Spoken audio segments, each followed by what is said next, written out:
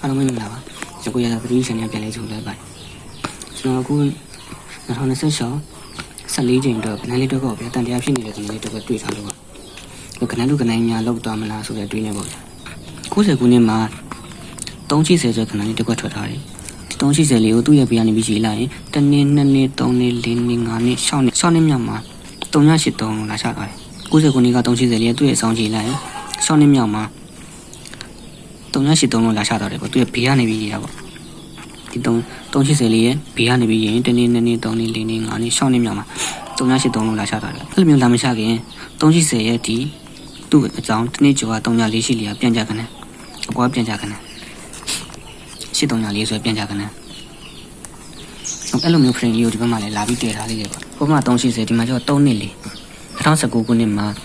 3နှစ်လေးဆိုတဲ့ကဏ္ဍလေးတစ်ခွက်လာတည်ထားတယ်အဲ့ဒီ3နှစ်လေးကိုသူ့ရဲ့အဆောင်ဘေးကနေပြီးအဆောင်ရေးလိုက်ရင်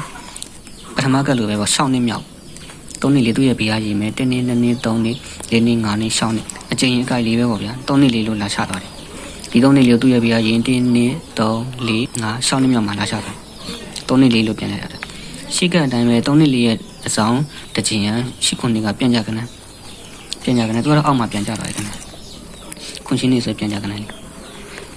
အဲ့လိုမျိုး frame လာတယ်ပြီးတော့ဆိုတော့အဲ့မှာဒီ frame ထဲမှာသူကကဏ္ဍလူကဏ္ဍလေးလုံးနေတာပေါ့ဒီ380ကိုသူ့ရဲ့အဆောင်ဘေးကနေပြီးအဆောင်ရေးလိုက်ရင်6နှစ်မြောက်မှာ383လို့လာချတယ်ပြီးရင်383ရဲ့အဆောင်က340စီလေးကပြန်ကြခဏအဲ့လိုမျိုးဖြစ်ပြန်တယ်အဲ့ဒီ383ရဲ့အောက်မှာကြားတယ်9နှစ်ရှိ9နှစ်ရှိဆိုတဲ့ကဏ္ဍဖေကဏ္ဍလေးဆိုတော့ပထမစတည်ခဲ့တဲ့383ကနေပြီးအောက်ကိုရေးလိုက်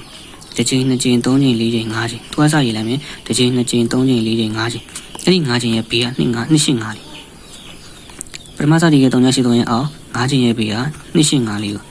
သူနဲ့အချိန်ကလမ်းပို့လိုက်တဲ့383ရဲ့အောက်တစ်တင်မှာလာပြီးရှာထားတယ်ပေါ့ဒုတိယက3နှစ်လေးအဲ့ဒီ3နှစ်လေးကိုသူ့ရဲ့ဘေးကနေပြီးရေးရင်1နှစ်2နှစ်3နှစ်4နှစ်5နှစ်6နှစ်မြောက်မှာ3နှစ်လေးလို့ပြန်လာရှာတယ်ပြန်လာချပြီးတော့အဲ့ဒီ3နှစ်လေးအောက်မှာလေ5နှစ်ပတ်လည်လေးလာပြန်လာချသွားတယ်5နှစ်လေးပဲပြန်လာချတာအဲ့ဒီ5နှစ်ကဘယ်5နှစ်လဲဆိုတော့ပထမကတ်လို့ပဲပထမတည်ခဲ့တဲ့3နှစ်လေးကနေအောက်ကိုတစ်ချိန်2ချိန်3ချိန်4ချိန်5ချိန်ရေးလိုက်သူ့ပေးက258ကလေးပထမ3နှစ်လေးရဲ့အောက်5ချိန်ဆင်းသူ့ပေးက258ကလေးကိုဒီ3နှစ်လေးကနေဟိုဘက်6နှစ်ကိုသွားထားတယ်အဆောင်6နှစ်ကိုသွားထားတယ်3နှစ်လေးရဲ့အောက်တက်မှာ5နှစ်ဆိုပြီးပြန်လာချတော့တယ်ပေါ့ကဏ္ဍလေးရပုံစံလူလေးပြန်လာချလာတယ်ပေါ့ပြီးသူဘာဆက်လုပ်သေးလဲဆိုတော့380သူ့အောက်မှာ9နှစ်ရှိကြတယ်ကြပြီးရတယ်အဲ့ဒီ9နှစ်ရှိကလည်းပထမတည်ခဲ့တဲ့380ကနေပြီး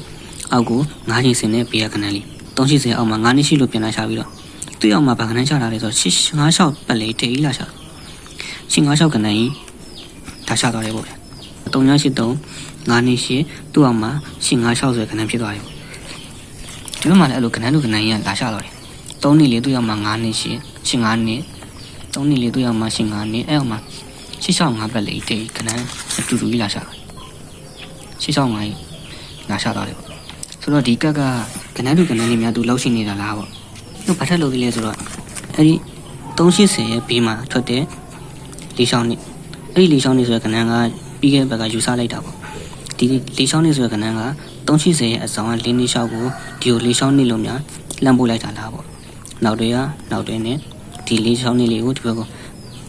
လေးချောင်းနှစ်လို့လှမ်းပို့လိုက်တာလားပေါ့အဲ့လိုယူဆလိုက်တယ်ယူဆလိုက်တော့ဒီဘက်ကျတော့3နှစ်လေး9နှစ်ရှိချောင်းကအဲ့ဒီ3နှစ်လေးဘေးမှာထွက်မိခဏ3နှစ်လေးရဲ့အဆောင်က340တိလေးကိုဒီကိုလှမ်းပို့မှလားဆိုပြီးရဲ့ဘက်ကယူဆလိုက်တယ်ဒီမှာမပို့လားဘာပို့လဲနောက်တွဲပဲပို့တာ၄တိနောက်တွဲကို1 4နောက်တွဲအနေနဲ့ပဲပို့သွားတယ်ပေါ့ပြီးရနဲ့အပေါ်က၄ထိပ်နှစ်ခက်ကို2ထိပ်ကလေးနဲ့လာချတော့တယ်ပေါ့ပထမကမှတော့ဒီကနိုင်ဒီက4နှစ်6လို့ဒီမှာ4နှစ်6လို့ဒီမှာ4၆နှစ်လို့ပြန်လာချတယ်ဒါပေမဲ့ဒုတိယကရောက်တော့ကနန်းတင်ပြီးတော့နောက်တွဲပို့တာဒီမှာလည်းနောက်တွဲပို့ဒီမှာလည်းအဲ့လိုယူဆမယ်ဆိုရင်2၆နောက်တွဲကို6နှစ်နောက်တွဲလို့လာပို့ထားတယ်အပေါ်က2နှစ်ခက်၄ထိပ်ကလေးနဲ့လို့ယူဆရင်မှန်နေတာပဲပေါ့ဆိုတော့အခုကျွန်တော်ရောက်နေတာတွေ့ရအောင်ဒီ959ဆိုတဲ့ကနန်းရောက်နေတာဒီမှာ959ကြီးလာပြီးရှာတာတယ်အဲ့ဒါဆိုရင်ဒီမှာလည်း3နှစ်4 5နှစ်665လို့တည်ထားတယ်3နှစ်4အဆောင်က4တိနောက်တွဲလို့ဒီမှာ1 4နောက်တွဲလို့လည်းပြန်လာချထားတယ်အပေါ်က4ထိပ်နှစ်ခက်2ထိပ်ကလေးနဲ့ရှာတာသူ့ရဲ့ဖေးမှာ5နှစ်ရဲ့ဖေးမှာဒီမှာ5နှစ်ရဲ့ဖေးမှာ959ဆိုတဲ့ခဏကြီးရှာတာတယ်ဒီကဏ္ဍ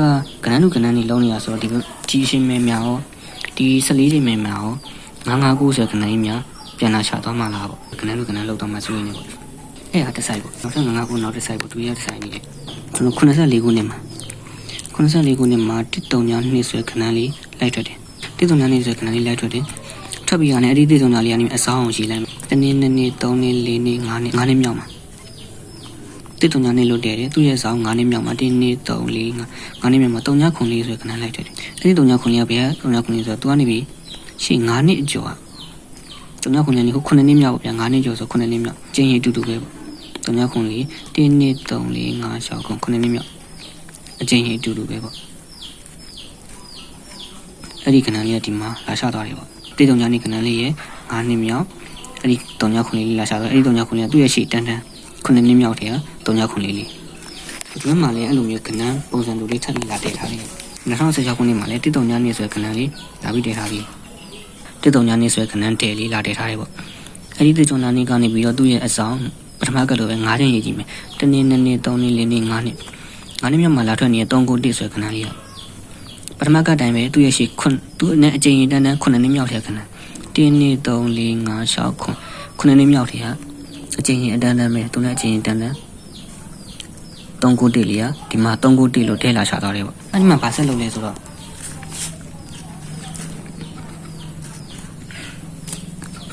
တစ်တုံညာလေးဆွဲခဏထွက်တယ်သူကနေပြီးအဆောင်9ချိန်မှာတုံညာခွန်လေးထွက်တယ်အဲ့ဒီတုံညာခွန်လေးကရှိ9နှစ်မြောက်တဲ့အချင်းကြီးကတုံညာခွန်လေးပဲ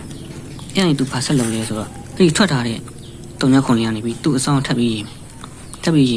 တွန်းနေပြီးစားရေးလိုက်မယ်အဆောင်ရေးလိုက်မယ်1နှစ်2နှစ်3နှစ်4နှစ်5နှစ်6နှစ်မြောက်မှာ2 4 5ဆိုခဏလိုက်တွေ့တယ်တုံညာခွန်လေးတွန်းနေအဆောင်6နှစ်မြောက်1နှစ်3 4 5 6နှစ်မြောက်မှာ2 4 5ဆိုခဏလိုက်တွေ့တယ်အဲ့ဒီ2 4 5ဆိုခဏဘယ်နှစ်မြောက်ဘယ်ခဏလေးဆိုတော့သူ့ရဲ့ရှိ2နှစ်ကျော်မှရှိတနေ့2နှစ်ကျော်3နှစ်မြောက်တယ်ဒီဘက်နေ့ထဲမှာပေါ့4 4 5ဆိုခဏလေးဒီမှာလာထွက်တဲ့4 4 5သူ့ရဲ့2နှစ်ကျော်3နှစ်မြောက်ထဲမှာလာထွက်တဲ့4 4 5လေးအဲ့ဒီခဏလေးပြီးအဲ့ဒီခဏဘယ်မှာရှိသေးလဲဆိုတော့သူကနေဟိုးဘက်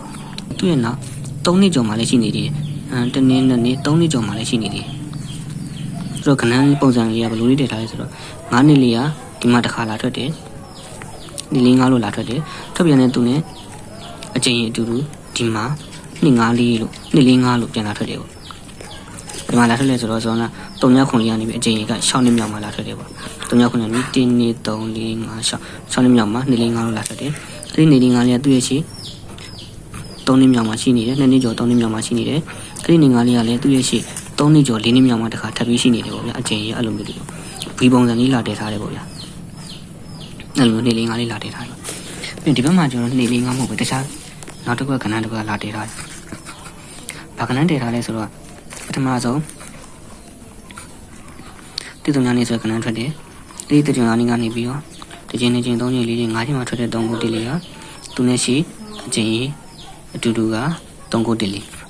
3ခု1ကဒီမှာ3ခု1လေးလို့လာထွက်တယ်ထွက်ပြန်တဲ့သူကနေပြီးရှိကတဟိုးပေါ့6ချိန်ကြီး6နှစ်ရေးကြီးပြီပေါ့တနေ့2နေ့3နေ့4နေ့5နေ့6နှစ်မှလာထွက်3 3ညာကိုအဲ့ဒီ3 3ညာကပထမကတ်တန်းဆိုရင်သူ့ရရှိတနေ့2နှစ်ကျော်3နှစ်မြောက်ထဲမှာရှိရမယ်3နှစ်မြောက်ထဲမှာရှိရမယ်ကျွန်တော်ဖမ်းတဲ့အချိန်ကဒီမှာမဟုတ်ဘူး3 3ညာကိုခုအောက်မှာဖမ်းတာပေါ့ဆိုတော့သူကဒီမှာလာထွက်သွားတယ်ဘယ်မှာလာထွက်သွားလဲဆိုတော့သူကဒီ3ခုတိကနေပြီးတနေ့2နေ့3နေ့4နေ့5နေ့6နှစ်မြောက်ဆိုပြီးတော့အချိန်ကလေးမှလာရှာသွားတယ်ပေါ့အဲ့ဒီ3ကလည်းသူ့ရရှိ2နှစ်ကျော်မှရှိရမယ်2နှစ်ကျော်မှရှိရမယ်ဆိုတော့ဒီမှာ393လို့လာရှိနေအဲ့ဒီ3ကိုတော့သူ2နှစ်ကျော်မှရှိတဲ့3ကိုတော့သူရရှိ3နှစ်ကျော်မှလည်းထပ်ပြီးရှိရအောင်မယ်3နှစ်ကျော်ဆိုတော့တနေ့2နှစ်3နှစ်ကျော်မှလည်းရှိရအောင်မယ်ပထမကလို့ဆိုရင်သူကဘူပုံစံလေးတည်ရမှာဒီ3လေးကဒီမှာ393လို့လာထွက်တယ်ထွက်ပြီးရတဲ့ဘူပုံစံလေးဆိုကျွန်တော်ဒီမှာလာထွက်ရမှာပေါ့ဒီ1 4 5နေရာမှာလာထွက်ရမှာပထမကလို့ဆိုဘူပုံစံလေးကဒီညမှာလာထွက်ရမှာပေါ့ဒါပေမဲ့ဒီညမှာမထွက်ဘဲနဲ့ဘယ်မှာရှာသွားလဲဆိုတော့ဇောနာကဒီအချင်းကြီးတန်းထွက်လာတဲ့တစ်တုံညာနေကနေအချင်းတက်ထွက်တဲ့3ခုဒီအဲ့ဒီ3ခုနဲ့ဟိုအဆောင်6နှစ်မြောက်မှာလာပြီးရှာသွားတယ်ပေါ့1 2 3 4 5 6နှစ်မြောက်မှာလာရှာသွားတယ်ပေါ့ပထမကလို့ဆိုရင်ဒီညမှာမထွက်ဘဲနဲ့ဘူပုံစံလေးတည်ချင်တာဆိုရင်ပထမကလို့ဘူပုံစံလေးတည်ချင်တာဆိုရင်3 ညာကိုဆိုပြီးဒါမျိုးလေးတည်ရမှာပေါ့ဒါပေမဲ့ तू ကဒီညမှာလာမတည်ဘဲနဲ့ 3ကိုတိကနေပြီးတော့မှ3ကိုတိကနေပြီးတော့မှကို6ချိန်မြောက်ဆိုပြီးဒီမှာလာထွက်သွားတယ်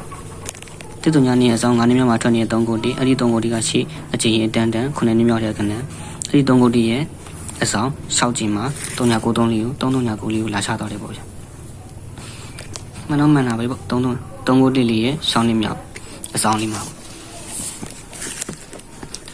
ဒီဘက်မှာလေပထမကောက်ကိုပြန်သွားရရင်တိတုံညာနေသူ့ရဲ့အဆောင်9နှစ်မြောက်မှာ39လေးထွက်တယ်အဲ့ဒီ39လေးကရှေ့9နှစ်မြောက်တွေကအချိန်ရင်တန်းခဏလေးပြင်သူ့ရဲ့အဆောင်6နှစ်မြောက်ကိုထည့်ရင်နေလေးငါအဲ့ဒီနေလေးငါသူ့ရဲ့ရှေ့2နှစ်ကျော်မှရှိရမယ်အဲ့ဒီနေလေးငါတခါသူ့ရဲ့ဟိုရှေ့3နှစ်ကျော်မှလည်းလမ်းပြီးတည်ထားရမယ်ပေါ့သူ့ရဲ့ရှေ့3နှစ်ကျော်မှလည်းလမ်းပြီးတည်ထားတဲ့နေလေးငါလေးဖြစ်ရမယ်အဲ့ဒီနေလေးငါလေးကဒီ39လေးရဲ့1 2 3 4 5 6နှစ်မြောက်မှလာချထားတယ်ပြီးရင်သူ့ရဲ့အဆောင်မှာခဏန်းလိုက်နေတာ39ခုခု3ညဆိုခဏန်းတကွက်လိုက်သွားတယ်ပေါ့ဒီမှာလည်းအဲ့လိုပဲတိတုံညာနေရဲ့5နှစ်မြောက်မှာထွက်တဲ့3ကို1တိတုံညာနေရဲ့5အဆောင်5နှစ်မြောက်မှာထွက်တဲ့3ကို1အဲ့ဒီ3ကို1ကသူ့ရဲ့အချိန်တန်း3ကို1လေးအဲ့ဒီ3ကို1ကနေပြီးထပ်ရင်6နှစ်မြောက်ကိုထပ်ရင်1 2 3 4 5 6နှစ်မြောက်မှာထပ်ရင်3ည339အဲ့ဒီ339ကလည်းသူ့ရဲ့ရှေ့2နှစ်ကျော်မှာရှိနေရမယ်ခဏ2နှစ်ကျော်မှာရှိနေရမယ်ခဏအဲ့ဒီ2နှစ်ကျော်မှာရှိနေတဲ့339ကလည်းသူ့ရဲ့ရှေ့3နှစ်ကျော်မှာလည်းထပ်ပြီးရှိရမယ်အချိန်အတူတူပဲဒါမျိုးအချိန်အတူတူမှာထပ်ပြီးရှိနေရမယ်ပြီးတော့လည်းအဲ့ဒီ339ကိုခဏဒီမှာသူ့ရဲ့အချိန်ဒီမှာပွေပုံစံလေးလိုချင်တာဖြစ်တဲ့အတွက်ဒီမှာထွက်ရမယ်ဆိုခဏဟုတ်တယ်ပဲနဲ့ဒီ3ကိုတိကနေပြီးဟို6နှစ်မြောက်ကို3ကိုတိကနေအဆောင်6နှစ်မြောက်မှာလာချသွားတယ်အဲ့လိုချပြီးရတဲ့သူ့ရဲ့ဘေးမှာခုံ3ညဆိုပြီးခဏန်းပုံလေးလိုက်သွားတယ်သူ့ရဲ့အဆောင်တဲမှာခုံ3ညဆိုပြီးခဏန်းပုံလေးလိုက်တယ်ဒီမှာလည်း3ညခွန်လေးကနေပြီးတော့6နှစ်မြောက်မှာလမ်းထွက်တာနေလေးကသူ့ရဲ့အဆောင်မှာခုံ3ညဆိုပြီးခဏန်းပုံလေးလိုက်သွားတယ်ပေါ့ဆိုတော့ဒီကခဏန်းလေးလာရှနေတယ်ပေါ့ဗျာဒီကက်လေးကခဏန်းလေးလာပြီးပြီးနေတယ်ပေါ့အဲ့ပြီးတော့အခုဘယ်ကိုရောက်နေတာလဲဆိုတော့ကျွန်တော်တို့ကတိတုံညာနေကနေပြီး9နှစ်အဆောင်ကိုတက်လိုက်တော့3ကို1အဲ့ဒီ3ကို1ကသူ့ရဲ့ရှေ့9နှစ်မြောက်တဲ့ခဏအဲ့ဒါဆိုရင်အခုကျွန်တော်ရောက်နေရအဲ့ဒီ3ကို1ကနေပြီးတန်14ချိန်ဆိုတော့ဒီ3ကို1ကနေပြီးတော့တန်9နှစ်မြောက်တဲ့ပဲပြန်ရောက်လာ1 2 3 4 5 6 9နှစ်မြောက်တဲ့ပဲပြန်ရောက်နေအဲ့တော့ကျွန်တော်ရှေ့ကမှကြည့်ရင်3ညခွန်လေးရကြည့်ရမယ်ပေါ့တိတုံညာနဲ့ခဏရှိတယ်အဲ့ဒီတိတုံညာလေးရဲ့အချိန်ကြီးအဆောင်9နှစ်မြောက်မှာ3ညခွန်လေးထွက်တယ်အဲ့ဒီ3ညခွန်လေးကသူနဲ့အချိန်ကြီးတန်း3ညခွန်လေးအဲ့ဒါဆိုဘုကျွန်တော်တို့ရောက်နေတဲ့ကနေလမ်းဖန်ကြည့်ရင်ဒီ3ညခွန်လေးကနေပြီးဒီဘက်ကို9နှစ်မြောက်1 2 3 4 5 6 9နှစ်မြောက်ဆိုတော့ဒီအချိန်ကဒီ959ဆိုခဏဖြစ်နေဒီကကပုံစံတူပေါ်မှာလဲခုံ3ညခဏကြီးချသွားတယ်ခုံ3ညအောက်3မိနစ်ကျော်မှာလဲ959ခဏလာတည်ထားတယ်ဆိုတော့ဒီမှာ959ခဏတည်ထားဖြစ်တဲ့ဒီဘက်ကမှရောဒုတိယကမှရောသူ959လိုက်တယ်ဦးမလားပေါ့ခုံ3ည3မိနစ်ကျော်မှာ959ခဏလိုက်တယ်ဦးမလားပေါ့ခဏနေလုံးနေတာဖြစ်တဲ့အတွက်ပထမစိတ်ကလည်း959အခုတိတုံညာနေနဲ့လမ်းတည်လာတဲ့ပစင်ကလည်း959ဖြစ်နေတယ်ပေါ့ဆိုတော့959ခဏကနှစ်ကဖရိတ်နှစ်ခုလာပြီးညှိရဖြစ်တဲ့ဒီအချိန်မှာ959ခဏလောက်တော့မှစိုးရင်လာဖြစ်တဲ့ဒီအချိန်မှာ959လေးထိုးခြင်းနေပေါ့ဗျာ959ခဏလေးထိုးခြင်းသေးရဲ့ပေါ့2026 14ချိန်အတွက်959ခဏတဲ့ပေါ့ခဏလောက်တော့မှစိုးရင်လေးပေါ့959ခဏအားလုံးပဲတန်ကောင်းကြပါစေပေါ့ခဏပြကြပါစေ